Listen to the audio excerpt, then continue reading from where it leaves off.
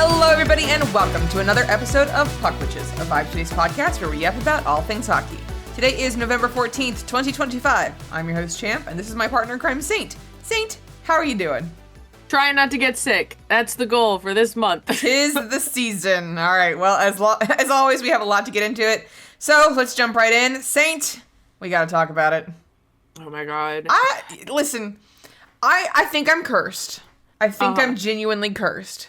Let's see. My rusty shirt is cursed officially. Yeah. We've only won one game when I've worn this shirt, and so I have maybe to do burn it. Blessing. No, I think I'll just have to sage it. You just have to wait. Yeah, I gotta cleanse it. You know, something wrong. I need to cleanse myself because this has been the most chaotic last 2 months of my life.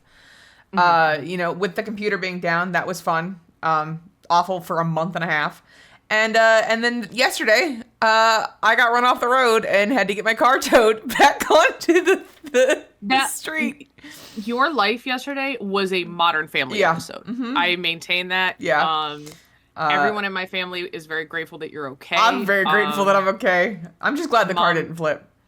Did point out that you and I are best friends because when that lady hit my car in the parking lot 2 years ago, it was in November. It was the second week of November. Isn't it fucking weird? Like you got at least mine. The lady owned up to it. I was the victim of a crime. Yeah, everything was fine. I got run off the road. I went into a ditch and almost flipped the car. But didn't. The car is completely fine. But while I was out there, it's fine. Like when you took it to the mechanic. We're going on Tuesday. So,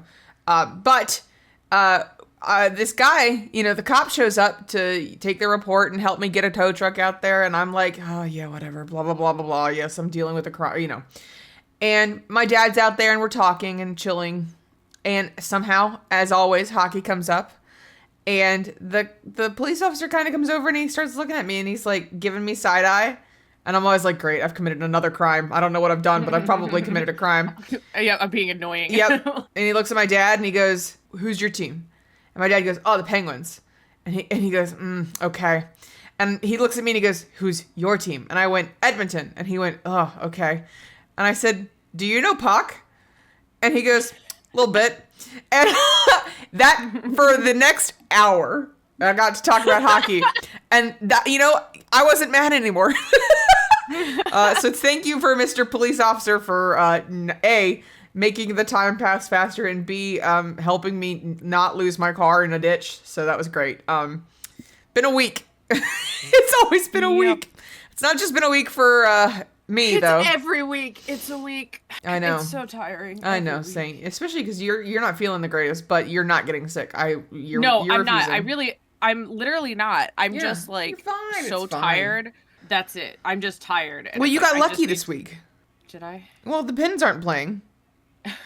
Because they've been in Sweden. Well, so I did get to see the Oilers play. Yeah. Because that would have actually been the downside of this, besides everything else, is that to make up for the fact that the Pens are in Sweden. Yeah. Is that we're going to have a bunch of back-to-backs because they're missing out on 2 games a week. Yeah. And so we have literally two back-to-backs back-to-back. Ugh. So it's not fun for y'all. Not I will say for our squad to be injured, but yeah, I will say it's been interesting and very fun to see them enjoy the heck out of Sweden. They're there for the Global Series. They're having a great time against the Predators. Well, they were. And last year we didn't understand because we didn't know that Finland also had a Global Series. And so we were really upset that Florida and Dallas were playing each other back to back. Didn't understand why they were. Until it happened. And then my cousins had gone to Finland. Which is crazy. To see the Panthers play. I'm sorry to, okay, they're grown adults. They're old enough to retire if they wanted to. So it's they have money, right? They've lived life enough to have money to go do these things. How the fuck are all these Pens fans affording to fly to Sweden and stay there for a whole week? Hockey people built different. You say that, but we're flying to Edmonton. Yeah, but we're that's on the same continent At least, and yeah, that is true. We're not going for a sold out global series in a country where we don't speak the language. You know what I mean? Like, right. Canada is like our neighboring country, so it's not that. Yeah. Unfortunately for y'all, you did lose today. What happened, Saint? Well, because you were at work. Yeah. I didn't watch the game. They were asleep, and I don't understand how, because they've had 4 days off. Right. So, like, I don't get why. And no disrespect to the Nashville Predators, but y'all are 31st in the league. A little disrespect. A lot of disrespect to the Predators, 31st in the league. But here's the difference. Nashville Predators came in to win. They showed up to the hockey game. Yeah. They were like, we may suck, but we are going to put on a show because they have multiple Swedish players, I believe. Like, they're here to play. I think not having Rax and Hollander kind of hurt the Pens, like, I can emotionally. See that. But, like, nobody showed up except for Gino and Artie Sovas. Like, Sheila. The only ones who showed up. First of all, announcers fuck off challenge. Not my beloved Josh. Yeah. Not Berkey, but like the little Berkey, because he kept being like, wow, what a lucky bounce. No, Gino shot the puck from behind the net and banked it off of a Preds player. Yeah. Like, he did it on purpose. Like, it was lucky that it worked, but like it was a calculated, like, I'm gonna hit the puck and hope that it deflects in. And it was. He did an intentional own goal on that guy. But yeah, love Sid Crosby. They played the top line way too much, and they got gassed by the end, because we did have some solid minutes of hockey. We did. It just wasn't the whole 60. Yeah. And it was a low scoring game, my least favorite kind of games. Right. So it was like, whoever scores first, it's terrifying, which we did score first. Yep. And it was like, okay, but you just have to hold it together. You just have to hold it together. The Pens, very well known to hold it together. Yeah, it's not like we've blown 3-goal leads. But like a 1-goal lead, I'm like, we also played 11-7. I don't understand why, but we did. Yeah. Not maybe what I would have chosen. Maybe they were hoping to outscore, but we had no fucking shots on goal. Like, we weren't outscoring. I am now, unfortunately, on the diehard that Kindle is an amazing player. At 18, he needs to be the third-line center. He should not be on Sid's wing. That line is not producing like it should be. I don't know what the mess up is, just that, like, not having racks. I don't know. The penalties were pretty well established. I don't know how we didn't get that tripping call, but it was at the end of the game, so I assume they didn't want it to, like, influence the progression. Yep. Fuck off. But yeah, it was a pretty bad tripping call that they let slide, especially because I feel like we were owed karma for the fact that poor Kindy got hit on a follow through, which is not a penalty. I understand that. It's not a penalty. But, like, karmically, the kid, like, got fucking smacked in the face and got nothing out of it. I know that's the game of hockey, but, like, bruh. Yeah, there's a difference, though. It's, I don't know. Yeah, there is a difference. It's not a penalty. Artie had some amazing saves. That shootout practice clearly helped him, because he saved that game. If it had been a week ago, would have been 3-1 Preds. Oh. Because they had, like, multiple breakaways, like, multiple, like, 2v1, 1v1. Like, we just were not playing super strong defensively. And I don't know. The loss really sucked in that, like, it was the last minute of the game. It was 1 minute and 10 seconds left. And the Preds called the timeout. And I was like, all right, get your, like, rested off. Yeah. And Sid won the face-off. And Forsberg dove for the puck because he was sending it to his winger on near the net. And I just think it was a mistake that, like, nobody was really there to answer. Right. And She Loves didn't see it. Like, it was just so sudden. Like, you just don't expect it. It was the Kane goal in the Vancouver. Yes, it was literally that, because it was just so, it was almost even quicker because Sid won the faceoff. Like, right. It was to his own man, and Forsberg just got there first, crazily Which, it's crazy because Forsberg is my favorite Nashville Predator. So, really? Yeah. I like, well, I was mad because Steven Stamkos, you know what it was? We got announcer cursed. Berkey was talking about how great it was that Steven Stamkos has, like, really taken to heart being a role model for his kids, yes. his 2 sons that are in hockey. And it's like, yeah, your dad won 2 cups. 2 cups with a team, and he's not doing the greatest right now. And how does he respond to that? Does he mope? No, he has to like, survive through the bad times too. It doesn't mean you give up. So he's setting himself up as a really good example for his kids, and that's very nice. And then he was rewarded by getting the game fucking winning goal in overtime. Yeah. The Penguins used to be good at overtime. Dog shit now. I don't understand what has happened, but like if we can't, I also just think they might have been just gassed. If you were telling they played the whole first line, they were gassed, but like they shouldn't have been. I feel like I don't know if it was just we weren't playing our lines right or they're just eepy. I think maybe they're also a little tired because the normal rotation isn't happening because we've got a very long injured reserve. Well, I mean, it's not as bad as this time last weekend, where the Oilers had their absolute meltdown. Yep, shit kicked out of him. Yep, yep. Yeah, Penn's at least got a point out of this. I'll take it. But if we don't win on Sunday at 9 a.m. EST, wake up, wake up. If we don't win on Sunday, we're cooked, chat. Like I know teams can have their bounce backs and they can be weird, but like we gotta lock the fuck in on Sunday. Yeah, so speaking, the crash out of the Oilers, there's going to be a clip inserted here of me absolutely losing my shit, because I did not watch this game. We were streaming, but it was 9-1. I just don't understand what, I mean, I do understand what's happening with the Oilers, and unfortunately, we've had this conversation before, where it doesn't feel like the Oilers are, it this year. Like they feel like they're heartbroken over the cup. They have not gotten a lot of sleep. I'm not panicking yet, but I'm a little panicking. Yeah, I know you are. You also called the vibes right last time when I didn't panic in the Stanley Cup final. I was literally riding on hopium. I'm not panicking yet because this team has proven that they can quite literally do anything. However, the goalies are both atrocious. Pickard is 29th in the league after last night's game. I think that was the latest stat, which is not great. No. And then Skinner's hot and cold, so you don't know who you're getting unless it's the Dallas Stars, and then you're probably getting a shutout. The defense, we have a $9.25 million defenseman a year who skates past the net when he's trying to back check. Ices the puck 50,000 times. Ices the puck, hits his own players. You gotta ice the puck sometimes, but maybe not when you're trying to. When you're in the offensive zone. Then you have a bunch of players who are. You've got your lead forwards who are the Golden Crew that have been to both Cup finals, and they are driven and hungry, but also they're exhausted because they've been on the fucking road for forever.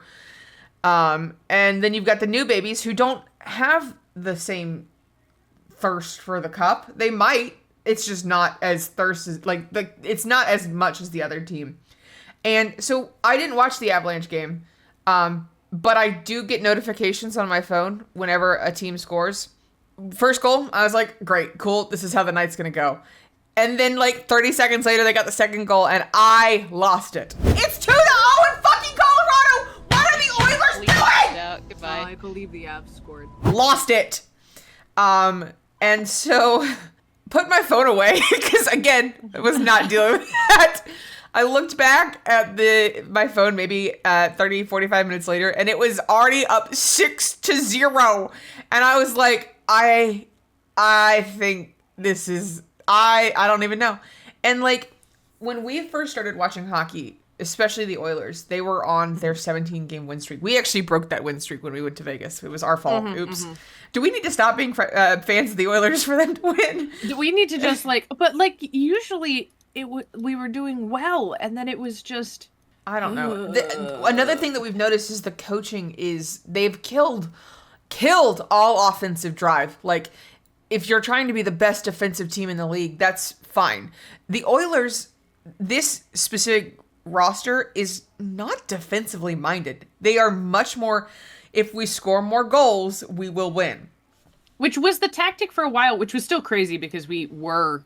a very good defensive team. It was we were just a great defensive team last year. I just don't. It was like goaltending. we had the good PK. Yep.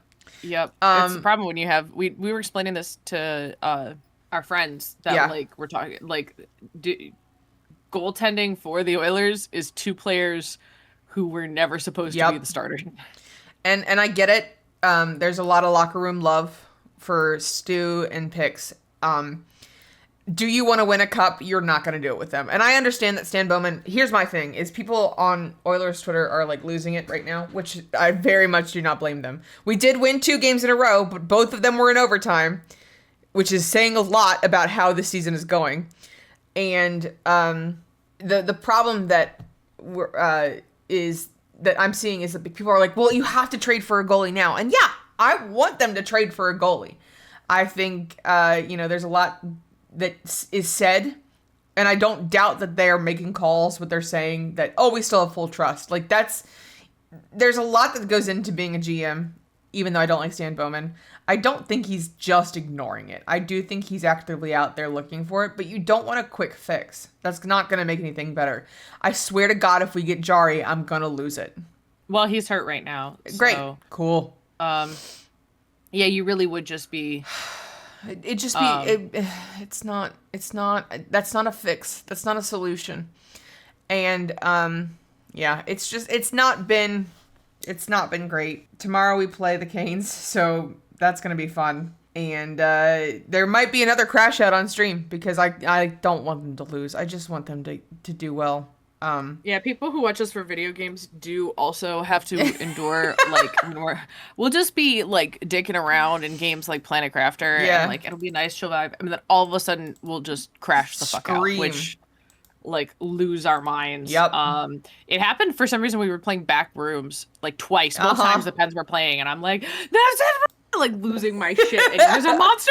No, it's the Pens. Yep. Saki. On brighter news, on very much brighter news. Well, at least for Brad Marchand, he hit 1,000 points, 1,000 career points. How you doing, bud? So like, Pasta got 400 goals, which is fucking awesome. It puts him. He was always at the top, in the past. Or whatever for the Bruins.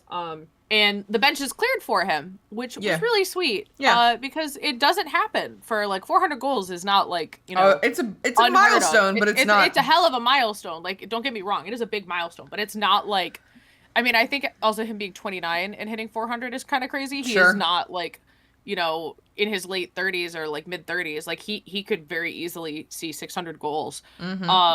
But Marshy should have been on the fucking Bruins. I know, man. bud. He should have been. He was gonna be 1,000 points with the same franchise. 1,000 points with the same franchise.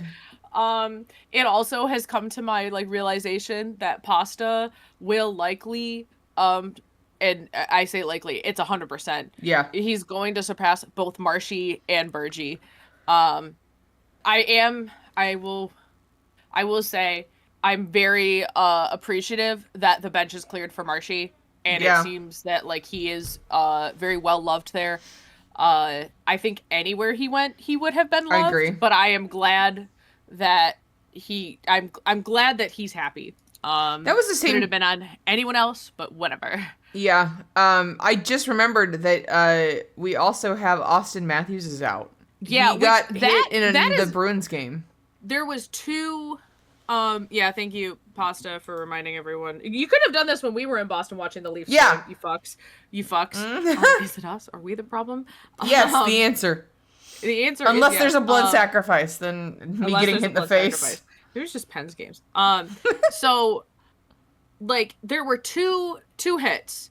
One was it was Zadorov that hit him? Mm-hmm. Doing his job. It was a hit. It was a clean hit. It was a hit. It wasn't a dirty hit to my recollection. I don't think the hit did it. Someone else on Twitter had pointed out a weird jerky movement that happened after the hit. And they think it might have just been one of those things where it was like the straw that broke the camel's back, that like a combination of the hit and this other movement. I can't find it, but like it was just like this weird little tweaking motion where it looked like he like kind of when you jolt in pain, It looked like he had like jolted in pain. That sucks. Like, yeah, you never really. They're already want to see going players through getting hurt. enough, and like, I joke obviously that haha the Leafs suck, but you don't want to see injuries like that. I would rather them all be healthy and good. I say this now early in the season. I'd rather them all be healthy and good so that they actually play 82 games. But yeah, he's got like a ton of injuries. It's not that shocking. So Saint, do you think that Brad Marchand will be in the NHL Hall of Fame? Yes. Why is it a question? Like, I mean, genuinely, like, why is it a question? He has, so, like, if you go for like, because there's different debates on, like, what qualifies a Hall of Famer, right? And, like, I've seen the question of people being, like, people saying, oh, he's not a Hall of Famer. I don't understand what makes them think he's not a Hall of Famer. Mm-hmm. Like, he has, even before he went to Florida, right? Yeah, he has his cup. Super steady guy, had a cup. Most shorthanded goals, most that, like, not just franchise records, but like as an active player, like how many, he's like what, the 112th, I don't remember, but like there's only been like a low 100 and something guys we've even gotten to 1,000 points, and he still has a couple years left on his contract. Whether or not he plays that full 6-year contract is to be determined. But when JFresh had posted that hockey, his stat card for the 1,000 points, he had like a fall off year in I think like 2018, 2019 or something like that. And then after like 2020, he had like one down year, and then he went back up, and he's always been at like this pace. And I think he's a dude who, because he was not like expected to be, he had to fight tooth and nail for everything he got in terms of like, you know, he got drafted, but smaller dude had to make it fucking work, and he had to work hard. And I think that has translated really well. Other guys have commented that like he's a player who takes really good care of himself and is very disciplined in taking care of himself. Right. And I imagine that has kind of responded to his surgeries that he had and his injuries that he's had, is that he takes care of himself. So he's a player who's just kind of like Eddie just the whole fucking time. Like, so I just don't understand now, especially as in his last few years producing at the level he's producing, and like, you know, another Stanley Cup. I don't necessarily think he'll be a first ballot Hall of Famer. He'll get there eventually, is what you're saying. He's a Hall of Famer. I don't like, everyone that I have looked at is like, yes, he is a Hall of Famer. Yeah. And like all the announcers are always like, and future Hall of Famer Brad Marchand. Like, and it's not just like dick writing. Like he's gonna be in the Hall of Fame. He's not like Crosby and Geno Malkin levels, but Correct. He is he's incredible for his bracket of that generation. So we also saw that this week, the new inductions into the Hockey Hall of Fame, and the biggest one was Joe Thornton. Which he retired. When did he retire? Was it recently? It was recent. I don't remember. Well, yeah. So now I'm looking at his stat cards. Yeah. Oh God, he was great. Which is crazy. 1,539 points. 12th in scoring, 7th in assists, 6th in games played. Oh, I forgot. They do take in consideration like Olympic medals. So it's like Marchand being did he win any Olympic medals? I don't remember. I know he won the 4 Nations. But yeah. He did win. I don't think he played. He was drafted in 2011. So that was, when was the last Winter Olympics?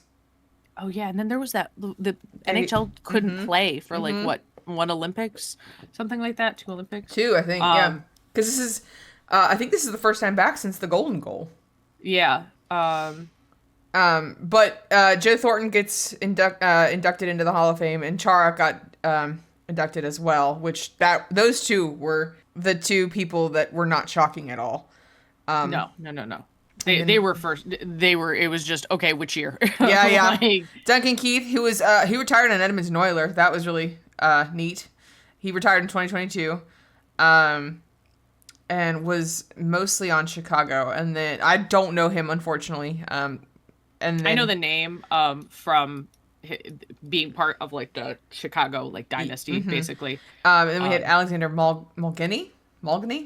Again, a player that I do not know very well. It's interesting, getting into hockey when we are, because we are still in the era of, like, this is incredible. We are seeing history being made pretty much every single game, but also being like, I don't know these people. Yeah, and like I've been getting into the historical figures, but like a lot of it was like, Phil Esposito and like Bobby Orr, like players who had been, major players, yeah, iconic, which they are. I'm not denying. It's just a matter of like, it's Sidney Crosby versus Brad Marchand. You know what I mean? Yeah. Players that like, anyone who's vaguely into hockey should probably recognize versus players, and it's just one of those timing things of like you realize just how many guys go through the NHL that like you can't know them all. Like some people can, Colby Armstrong, but like we're not those people. We're gonna know the people that we watch, and then like learn as we learn more about like historical games and watch old games. Like we'll know more, but not. It is cool to like when they see the Hall of Fame stuff, like getting to like dive into what got that, like what made them. Which I knew Joe Thornton had was part of the Sharks, because he still like hangs around the babies. Yeah, but I didn't realize that y'all kind of crushed his hopes and dreams. Yeah, no. So there's like, it's kind of funny because like new fans who like the baby Sharks weren't around for the Sharks being like top of the league. They learn, oh, why haven't we won what happened? Oh. And it's like, I can see kind of why people hated Pittsburgh a little bit, because Sid and Gino and Tanger and Flair, they won their cup pretty young. Not super young, but pretty young. And then they go and they kill the Preds' hopes of their first cup, and kill the Sharks' hope of their first cup. Back to back, not beating like a dynasty team, but like a team that had already won a cup, but killing the hopes and dreams of teams, and then sending them like full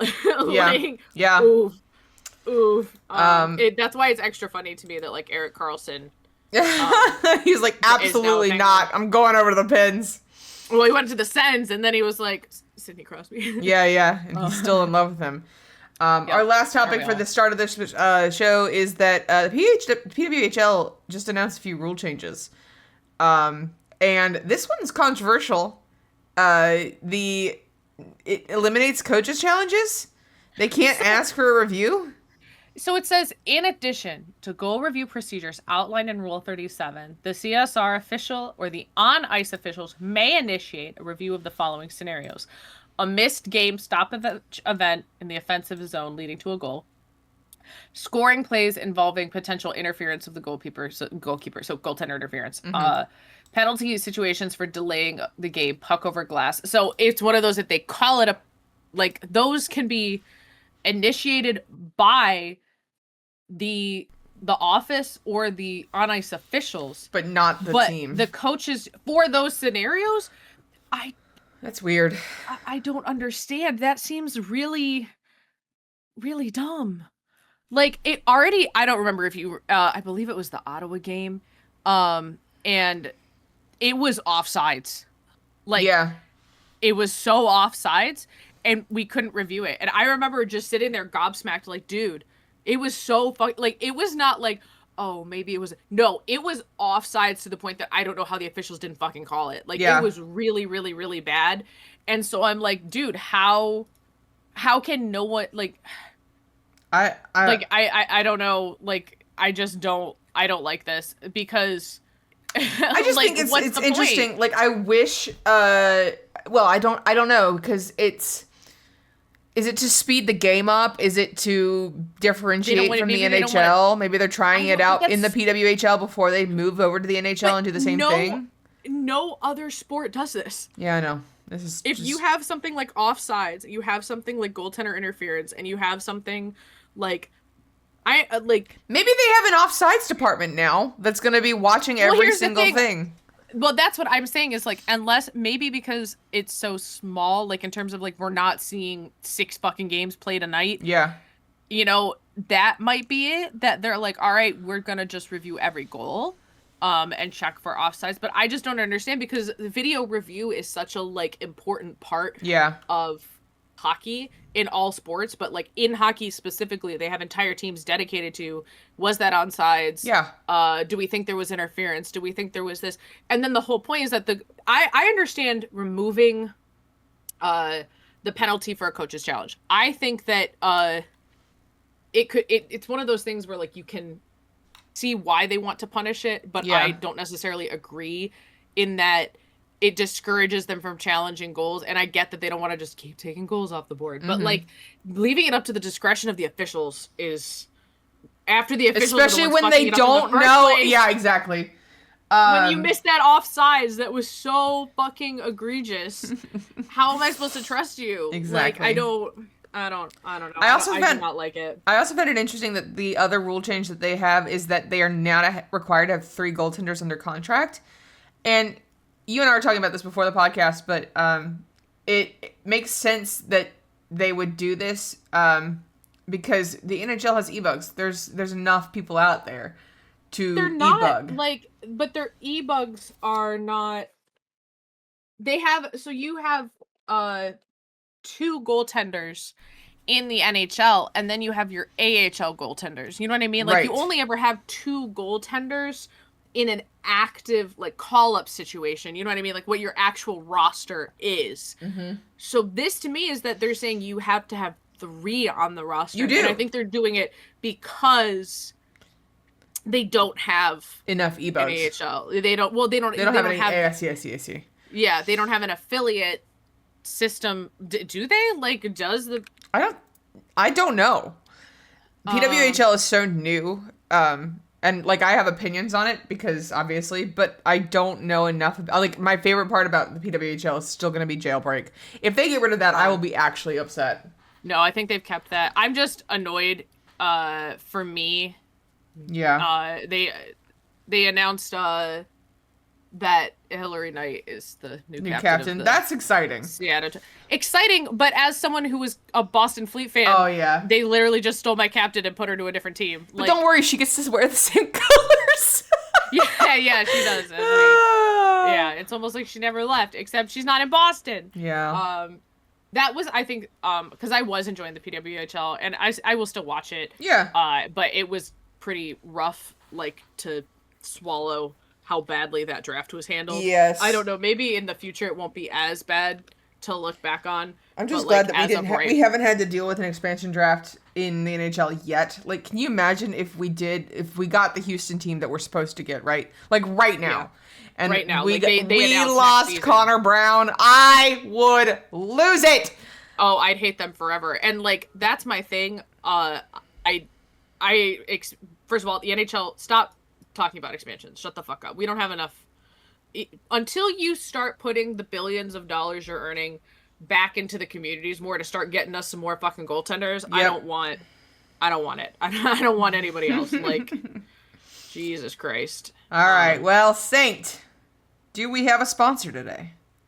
We do have a sponsor. Today's sponsor is Saint Astra, Twitch streamer, cosplayer, and artist. You can support her by purchasing from her Etsy or subscribing on twitch.tv/Saint Astra. Use your free Prime sub and get access to cute emotes. Saint Astra's Etsy also sells a variety of jewelry, decorations, and trinkets.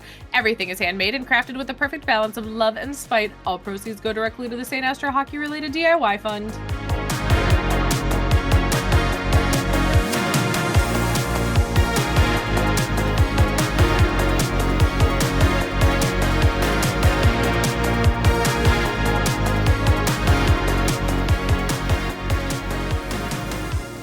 All right, Saint, let's turn to our one-timer topic of the week, where we take one shot at the biggest story this week.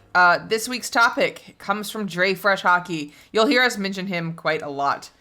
This one is 2025-2026 extremely hot takes, and I need you to judge them. Are they hot or not, okay? Okay. Hold on, I'm opening the tab. Okay. Your hot take number 1 is Buffalo makes playoffs. Well, how's that going? Yeah, Bud? how is that going? How is that going? Let me see the standings right fucking now.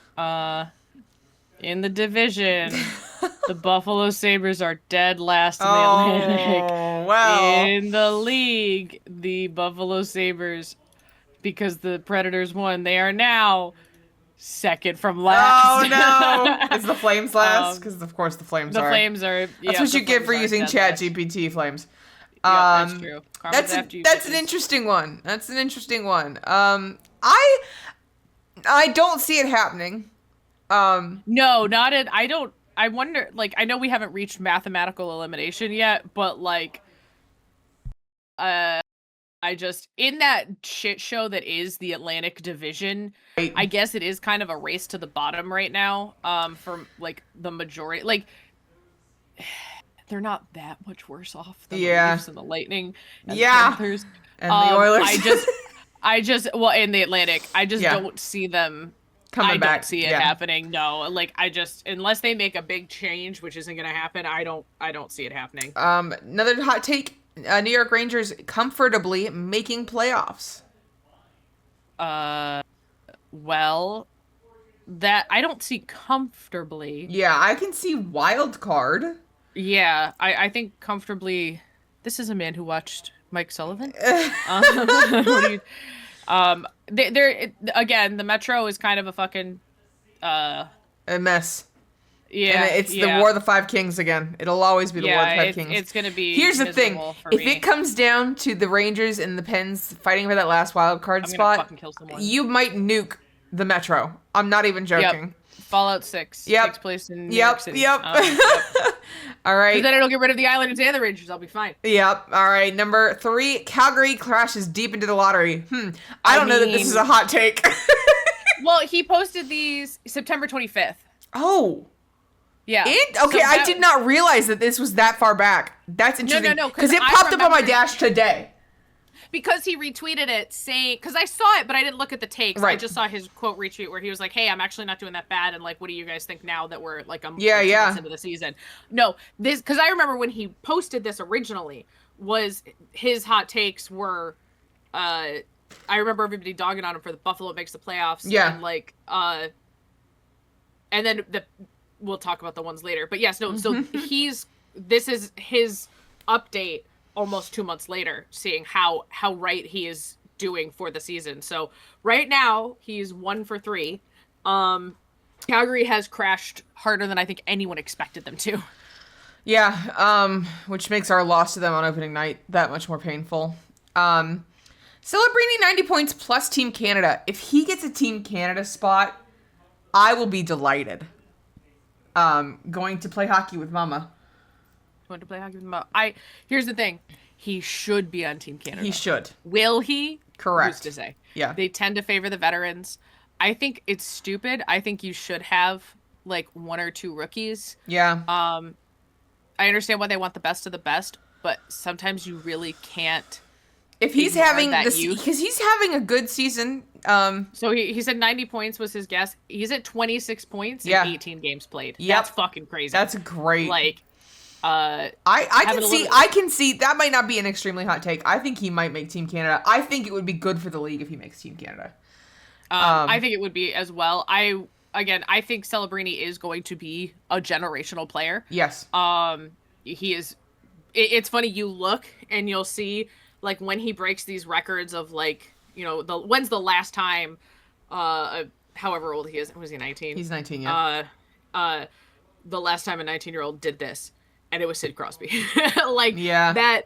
And when's the like 20 years? When there's a 20-year difference between this happening, it means he's generational. Like, yes. Well, waits to be seen. But I think it was a hot take at the start because we weren't sure how well the Sharks were gonna do.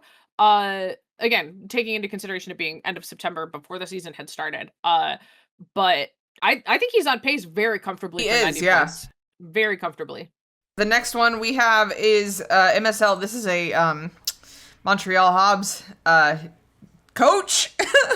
I don't know MSL. I was looking it up. Montreal Canadiens. Montreal. Martin St. Louis is the head coach of the Habs. So that makes sense. The Martin St. Louis being fired by the Olympics. Interesting. I don't know, because the Habs came off on such a hot start. And now they just last night lost 7-0 to, which is the worst the Stars shutout in a while. At the Habs barn, yeah. No, worse? No. Like bad, real bad. First it was, what was it? Minnesota. Oh, it was 1983. Oh, yikes. I don't know. It was, why is it always us? Sorry, I like inhaled wrong. The Minnesota North Stars achieved the feat in a 7-0 win at the Pittsburgh Penguins on January 12th, 1983. Because it specifically, it was the second time in franchise history that the Stars scored 7 goals in a shutout win on the road. I don't know what that is league wide, but like the last time that happened for the Stars. Yeah. Was a while. It was 40 years ago. Like, holy shit. Yikes. And then his last take is interesting. Pitt start hot enough to keep them in the wild card race and don't trade the guys they should trade. So he has talked about this later. And that at the time, he was correct. And I agree with him. At the time, if you want to win later, you get a king's ransom for EK, Rax, and Rusty. The problem is the teams don't have the capital for the trades that DeBoss wants and deserves. And so I think it's one of those things where, like, if you have these vets who are playing well, why trade them? For what? Right. Like, unless you're, because right now we're not in cup contention. Like, I'm not You're not that delusional. No, but we are in playoff contention, and like I want to see Pens playoff hockey so fucking bad. Yeah, I know. So I think we are officially hot enough to keep us in the wild card race. The standings still aren't fantastic for us in the 4 of the 5 Kings because we've had 18 games played and only 22 points. Right. And these overtime losses are gonna fucking kill us because those impact, because it's got to be like the win percentages, right? Like that, who wins in overtime versus who won in regulation does matter. Like, it's just really unfortunate that the Metro is so, and it really is just the War of 5 Kings. It's so tight, and it will not get better. Like, as of right now, the Bruins and the Pens are both in the same spot. In the same spot. We're third in our divisions. So it's like, and we both have 22 points. So it's like we're both right now in the playoffs. But the next closest for the wild card is 20 points. Right. So it's like this, like you said, I think that for the Penguins, the injuries really, really, really hurt us. Yeah. And it kills your momentum. No, it does. Like, I just, man, like again, our injury, I sent you the picture of like our injured reserve list, and I was like, dude, it's like we have like 6 just on the injured reserve, not even including the guys who are like, I think long-term injured reserve, or like who we've sent for conditioning or whatever. But like it's like 6 guys. Like, we've lost Achari, who, despite everyone's criticisms, he shows up every game. That fourth line was fucking sick. It was doing so well. And if I remember, he was good on the PK. Yep. And those specialty teams can make or break you. So he was doing really good. Rax was doing really good. Justin Brazeau was like our fucking goal scorer and like top in our team and like top in the league at one point, and they get hurt. Yeah. And then now Hollander, who was one of our guys who was having a lot of synergy on like Kendall's the line, third and fourth lines, and the third and fourth lines, he was doing really well. He's going to be out for the rest of the season, basically. I don't even know if he comes back at the end of the season. He has blood clots. Like, that's... Ooh. Yeah, like, that's terrifying. So, like, I don't know. I'm hoping, praying, please, hockey gods, fucking do me this one solid, that after... I would rather have I guess that's a question. Would you rather have your injuries at the start of the year or the end of the year? Oh. Okay, depends. Are we making playoffs? You don't know. Ooh, I guess start of the year. Because I'm thinking last year with Connor, when he was out for like 4 weeks when with like his half ankle. our guys were out. Like, for yeah, because the end of the season. consider the fact that when we lost Hyman in the Stars series, we just fell apart. Mostly because of vibes. Zach Hyman is a great vibes guy, and he's coming back tomorrow, and like that's gonna be great. I genuinely think that's gonna bring us some much needed actual heart to the team that currently doesn't know what it's doing. But when you consider that, like, that killed us in the playoffs, in the finals. And you can kind of get away with, okay, well, we just need to win a couple more games at the end of the year. We just need to try a lot harder at the end of the year, because we also had that in the lead up to right after Four Nations where everyone was hurt. And we were like, are we going to have a team to play in the playoffs?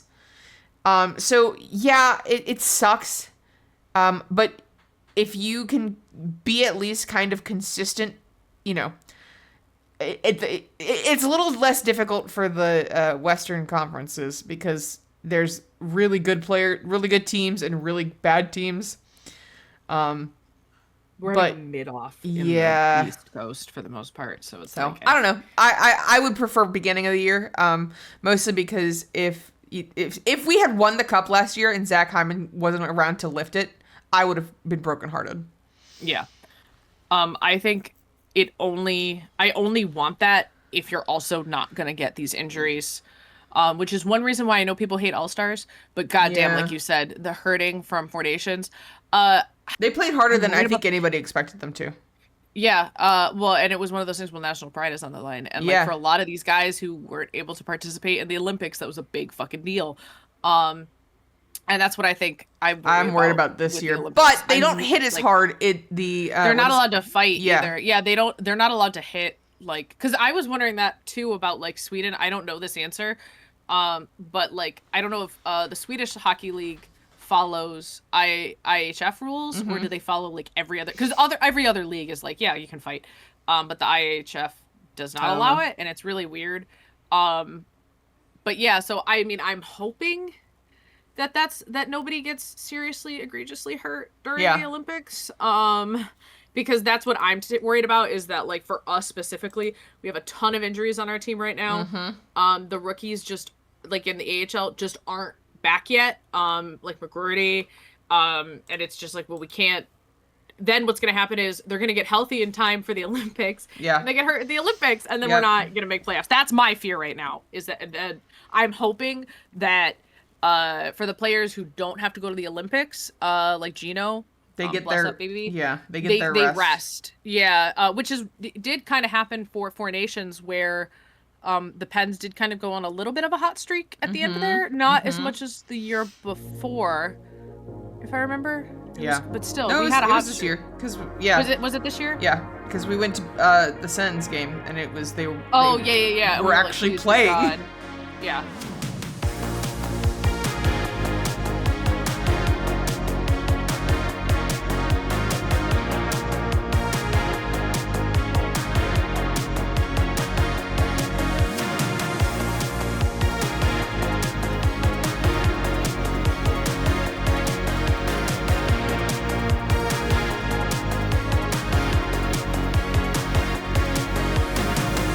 All right, Saint. So, topic of the night. This is breaking news. Breaking news. We're breaking the news right now. It's all over Twitter, so it's not that breaking. 2 days later when the podcast comes out. I know you saw it, but Jack Hughes is being evaluated for a non-hockey injury because, of course, he is. Yep. The Hughes brothers, I think, have a legitimate stupid hex on them just for injuries, like just stupid injuries. According to Emily Kaplan, he injured his hand in a freak accident at the team dinner on Thursday. And according to other reporters, he cut it on a piece of, like, he leaned against glass and then cut it. Of course. Which is scary because the pressure it takes to do that. Like, yeah. Like, I mean, and glass is no fucking joke. Like, there's a reason they use plexiglass now. Obviously, Jack Hughes he needs to be put in bubble wrap. Like, this is not new for him to get injured in very bizarre ways. Quinn is the whole family. You're right. The whole family needs to be like saged or something because Quinn Hughes is also out for injury again today, after the Canes game. So who knows when he'll be back? And Luke, you're next. Be ready. But because Twitter is so normal about Jack Hughes, right? The memes have been going crazy, and I love it when hockey Twitter comes together for a singular meme. Yep. It's so fucking funny. If you would look at your screen, I am showing you some of the best ones that I've collected. Because they're so dumb. So this one, clickbait. This one, cut my hand open at team dinner, fluke accident, not clickbait. No more hockey. I love the story. This graphic from BR Open Ice. Out injured hand at team dinner. It's that same, like, some of these graphics are going to be used over and over again, which is so funny because, like, the Thomas Hartley one. It's like the Tyler Seguin missing the team dinner, like, 10 years fucking later is, like, forever. Like, it's forever. This one, why can't you be normal at the New Jersey Devils? Listen, I swear to you, they're all cursed. I'm okay with it right now because, listen, I'm not going to say I would. Don't. Like, Metro, you can't, the Metro, yep. Okay? Mm-hmm. Like, I gotta, yep. You know what, if we're all injured, then they can be injured. Sure. It's fine. Right. But not, at the end of the season. This one, Jack Hughes, I think you need to use kitty cutlery, TBH. I love this. This is the one where I ugly snorted out loud. The Rat Pack talking about Jack Hughes at team dinner, jumping on a trampoline into, barbed wire. This is jackass. I can never replicate this. That's so fucking funny.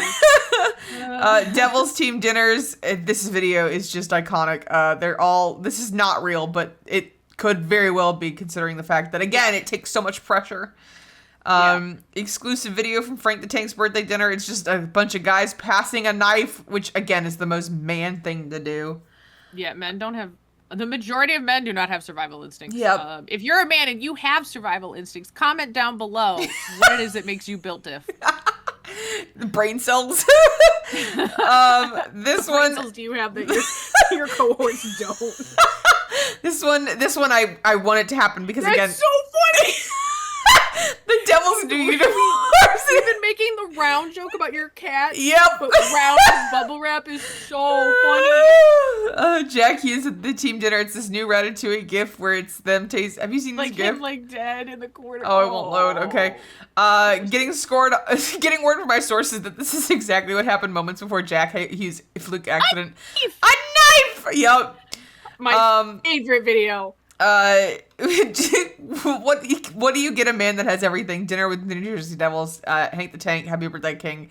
And then Jack Hughes getting hurt at the Frank Fleming dinner, 11 out of 10, no notes. Jack Hughes trying to cut steak. I just love it. So, like, now that we know it was glass, that means that the memes get to, like, advance. Yes. But I do also love that everyone just immediately defaulted to, like, he's an idiot who can't use cutlery. I said that. When I messaged you today, I literally was like, what did he do? He's such a fucking dumbass. Literally. Yeah, like, how could this have happened? And then when I woke up from my nap, I was like, I just see, like, the reports that, like, he broke it on glass. And I'm like, how? This one, breaking Jack Hughes spotted entering Prudential Center today. Not a doctor, but this doesn't look good. And he's just missing a hand. Oh my God. I love this SNL skit. I just sent this to you because it's so funny. I'm not a person who finds SNL funny usually, but this skit sent me in a fucking orbit. I love it because Pedro Pascal is crying. He cannot. Because we black. It's just like Pedro Pascal and just losing it. I love that. The Luke Hughes Christmas shopping for Jack Hughes. This is the stuff that I would get Millie. Yup. And then the silverware at the next Devils team dinner. I also find it iconic. Have you seen the jersey? What it was called? This is a real picture. That's so fucking funny. The jersey that they had was Chicago cut. And then, like, top 10 moments before disaster, he cuts his hand on a piece of glass. Again, Jack Hughes. You just need bubble wrap, my guy. Like, seriously, please, please, please. I want you to succeed. If it can't be the Pens, it has to be the Devils. Like, it has to be the Devils. And I want you to succeed. So stop getting hurt. How much do you want to bet it was on the same side of his shoulder? Well, it's his hand that got hurt. Right. Do you think it was the same side of his shoulder? Maybe. Do you think it's like one of those where like half the body is like, if we splice together all three Hughes brothers, we can get one person who isn't horrifically injured all the time. Yes, it's sister. Yeah. All right. Well, let's move into sportsmanlike conduct, where we spin the wheel to pick our team of the week. And no matter who it lands on, Saint, we have to say something nice and spread a little love. There's so many teams. We're not used to obviously there's 30 teams in this list right here, but we got down to 1, and we're very happy about that. I'm so scared about being nice to some of these. Again, I don't think I'm strong enough. But here we go. So this week's team is going to be... Please be somebody nice. Oh my you bitch. God!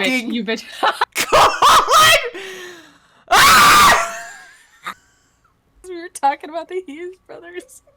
Couldn't have been the Devils. It couldn't have been the Devils. Oh no! You cut out. I need you to know that from my end, it's been dead silence because you've been so upset that your mic is clipped out. Oh no. Oh, I've had a shit week, hockey gods. Why have you given me... Nope, get it over with. Okay, just make the week so shit, this week's team is the Canucks. For those of you who don't know, I despise the Canucks. It's her least favorite team in the league, which you should think should be the Panthers because the Panthers have stolen the cup from They're us not. twice. They're not much better, but it is the Canucks. But like you still hate. Oh, I hate the Canucks. The my Canucks gosh, so much. It's so. Saint. You want me to go Canucks. first? I have something. Okay. And this is gonna seem like a cop-out. I have 2 actually. Number 1, I really do like Quinn Hughes. I think he is an elite defenseman. He is so impressive. And the way he carries that team across the finish line every time just because he has the will to, like, that's really impressive. It's just really nice seeing that there is a couple people, like, we always joke that Connor's going to carry the team across the finish line with just by himself, but the Canucks are kind of doing it. Like, that's kind of how Quinn Hughes is quite literally the only person on that team. My second thing, I'll let you go first. Because this might get me in trouble.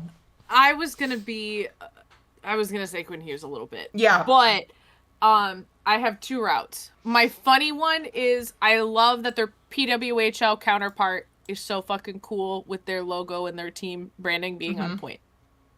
That's not about the Canucks, so I can't say it. Yeah. I just had to get that out there. You know, I do like the Orca.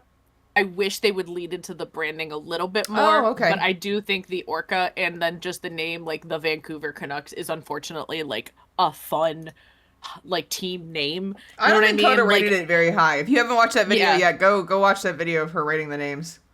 I think that they have. I wish they would lean into the branding a little bit more. Right. But I do like their. I don't necessarily like their jerseys. I like the green and the blue together, but like, I feel like their jerseys have been a little weak. They're all right. Like they're like a good jersey. Nothing will beat the alt.